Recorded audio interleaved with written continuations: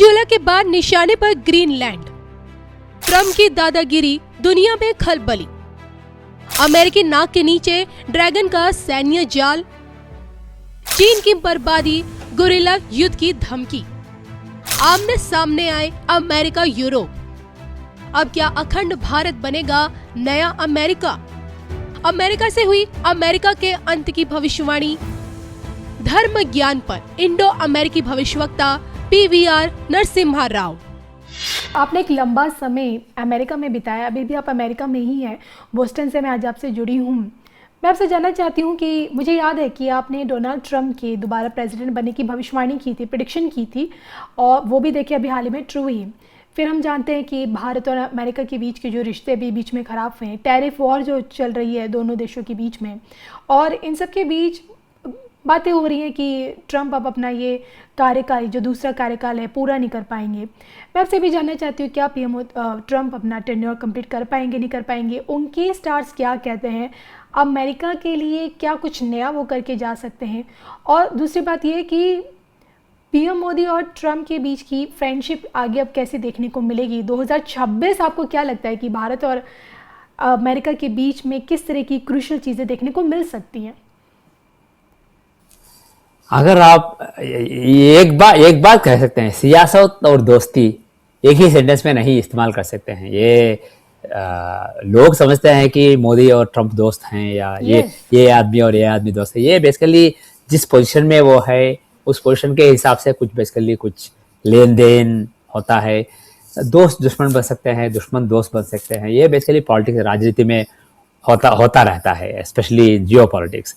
और रही बात ट्रंप जी की, तो जो भी उनका दोस्त था 10 साल पहले, अब उनमें से कोई नहीं दोस्त रहा। जो भी उनके लिए काम करता है उसे निकाल के दूसरे और आदमी को ले आता है। जब वो पहले टर्म प्रेसिडेंट थे, स्टेट सेक्रेटरी, सारे सेक्रेटरीज जो उनके साथ थे, सब उनका सारा स्टाफ बेसिकली बदल चुका था कई बार। वो बेसिकली किसी पे भरोसा नहीं करते हैं, और एक बात गलत से बोल दिया तो उन्हें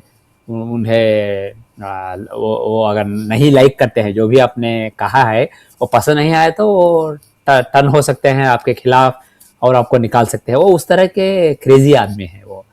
इसलिए ये होता रहता है राजनीति में। अगर कुछ उनके बीच में कुछ लेन देन को मिला है और कुछ एग्रीमेंट होता है, तो फिर से दोस्त बन के हमारे सामने पेश आएंगे। इसलिए इन्हें सीरियसली नहीं लेना चाहिए। मगर एक बात मैं कह सकता हूँ, जो भारत है, ये बढ़ता हुआ सुपर पावर है।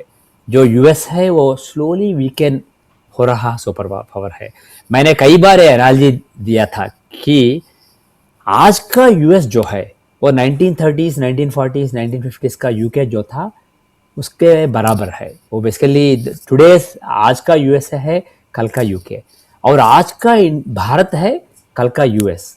तब वो अपकमिंग पावर था, मगर सुपर पावर अभी तभी बन नहीं चुका था। मगर जर्मनी जो बेसिकली यूके को चैलेंज करता था, यूके को टेक ओवर करने के लिए तैयार था, उनके बारे में जब मुकाबला आया तो दोनों वीक हो चुके थे और यूएस बेसिकली आगे बढ़ गया। उसी तरह मुझे ऐसा लगता है कि चीन जो है आज का, ये कल के जर्मनी के बराबर है। जैसे जर्मनी यूके को टेक ऑफ करने को निकल चुका था, मगर बेसिकली अपने आप को बर्बाद कर लिया था उस प्रयत्न में, उसी तरह चीन कर लेगा। अमेरिका को ओवरटेक करके नंबर 1 सुपर पावर बनने की कोशिश में चीन बर्बाद हो जाएगा आने वाले सालों में, और भारत रहेगा नया अमेरिका। भारत और इजराइल, ये दोनों देश बेसिकली आगे बढ़ जाएंगे यूएस के वीक होने से। और ये जो ट्रंप है, इनका जो इलेक्शन हुआ था 2024 में, इस प्रोसेस को एक्सिलरेट करने के लिए हुआ था। ये बेसिकली देवताओं का मैंने कई साल पहले कहा था, 2020 से लेकर 2036 का जो वक्त है, ये बहुत ही नाजुक सा वक्त है। ये 16 साल का वक्त बहुत बड़ा ट्रांसफॉर्मेशन लाएगा दुनिया में, बहुत बड़ा ट्रांसफॉर्मेशन। ऐसा ट्रांसफॉर्मेशन जो शायद हज़ार सालों में, कुछ हज़ारों सालों में देखने को मिलता है। उस तरह बिग आ रहा है, अभी शुरू हुआ है, मगर ये पीक होगा इस दशाब्द के अंत तक, 2028, 29, 2030 उस वक्त तक। इसलिए जो अमेरिका बाराक ओबामा के पहले टर्म से लेके स्लोली कमजोर हो रहा है अमेरिकन इकोनॉमी। जय स्टॉक मार्केट जैसे भी रहे, मगर लोगों में कुछ अनीज है, कुछ गलत हो रहा है देश के साथ।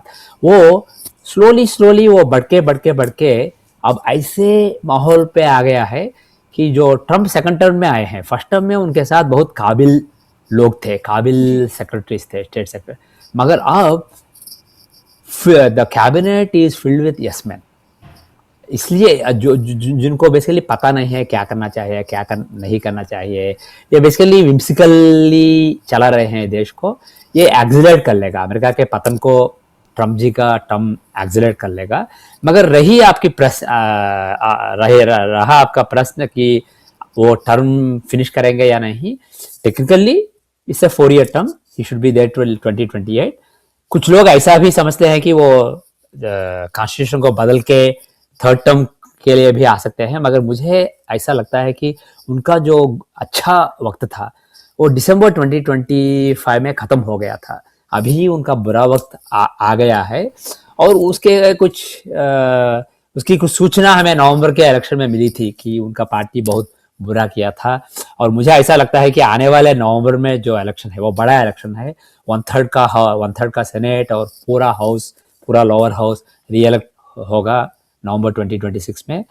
उनका पार्टी बहुत खराब परफॉर्मेंस देगा और लोगों को बेसिकली कॉन्फिडेंस आएगा कि ट्रम्प के खिलाफ जाए। अभी कोई बेसिकली